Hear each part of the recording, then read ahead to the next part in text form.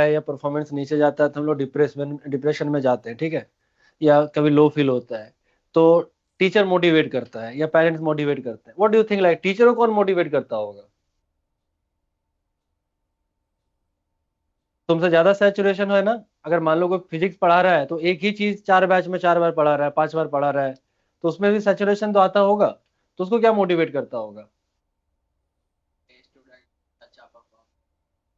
Single चीज एक ही है, जो तुम्हारा मार्क्स और परफॉर्मेंस।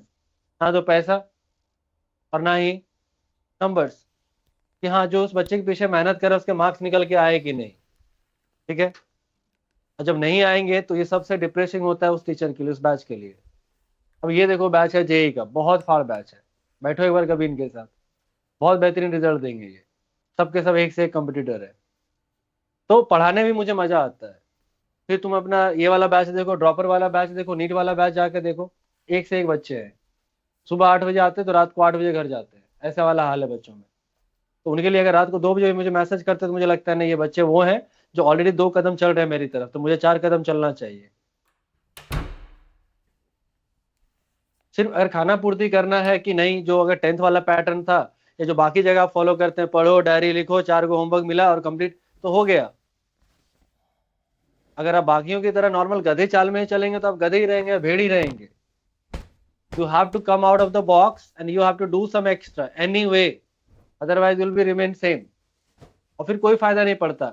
अगर अब सोचो ध्यान से, इट्स जस्ट लाइक, समझो एक तरीके से, if you are getting a good teacher तो वो उतना ही इंपॉर्टेंट है, उतना ही बेकार और वेस्ट हो गया, जैसे समझ ले कांग्रेस क्या था, इतनी बड़ी पार्टी थी और एक राहुल गांधी से इंसान को पकड़ा दिया। What is the utility of the Congress in the hand of Rahul Gandhi? कोई काम का नहीं। अब वो राहुल गांधी चलाए उस कांग्रेस को या यू की चला, एक ही बात हुआ। शायद ये उससे ज्यादा बेहतर चला लेता, क्योंकि उसको गोबर और आलू में फर्क समझ में आता है। इंडिया में पढ़ा है ना। हाँ है ना। तो अगर आपको मिला है कोई अच्छा चीज या अच्छी टीचर, अच्छी फैकल्टी, तो भी उसको यूटिलाइज नहीं कर पाए, तो तुम में या कोई बच्चा को एवरेज टीचर मिला है, उसमें कोई फर्क नहीं रहा। You are not utilising the potential of your teachers. तो आप फीस भी एक्स्ट्रा पे कर रहे हो, मेहनत भी एक्स्ट्रा करवा रहे हो टीचर्स, कोई फायदा नहीं हुआ। फिर क्या फायदा हुआ? फिर तो बोर्ड के टीचर से कोई ऐसा पढ़ लो ना आराम से कि चलो ठीक है, खाली डायरी एनसीईआरटी लिखा दिया, लिख लो, जाओ घर जाओ, ऐश करो। डज इट मैटर्स कौन पढ़ा रहा है? आपके नोट्स में जितनी चीजें हैं, मैं बार बार और 1000 बार कह चुका हूँ, बोर्ड हो, नीट हो, गुजसेट हो, जेई हो, आपके नोट्स से, आपके वर्कशीट से और मॉड्यूल से कभी बाहर नहीं आता।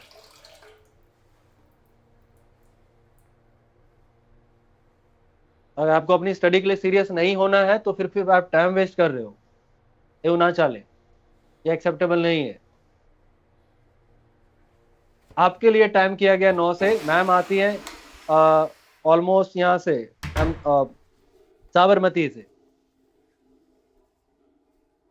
उनको कोई जरूरी नहीं, हमारा शेड्यूल ही 12 से 8 है। उन्हें लगा कि खुद की जेई का बच्चा जितना प्रिपरेशन कर रहा है, उनको प्रैक्टिस के लिए टाइम चाहिए, तो मैं 9 बजे आ जाते हैं ताकि बच्चे और जल्दी टाइम मिलेगा प्रैक्टिस के लिए। तो they already are pushing themself for you. But कितने सारे 11th के बच्चे आए हो सुबह 9 बजे 10 बजे की स्कूल नहीं जाके बैठ के मैं प्रैक्टिस करूँ, 2 घंटा फिजिक्स पढ़ लूँ, 2 घंटा केमिस्ट्री, 2 घंटा मैथ्स।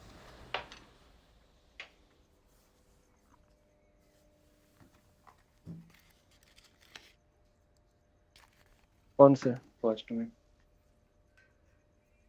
इसमें और 10:45 वाला लगेगा तो सिर्फ एमजी नहीं है ऐसा।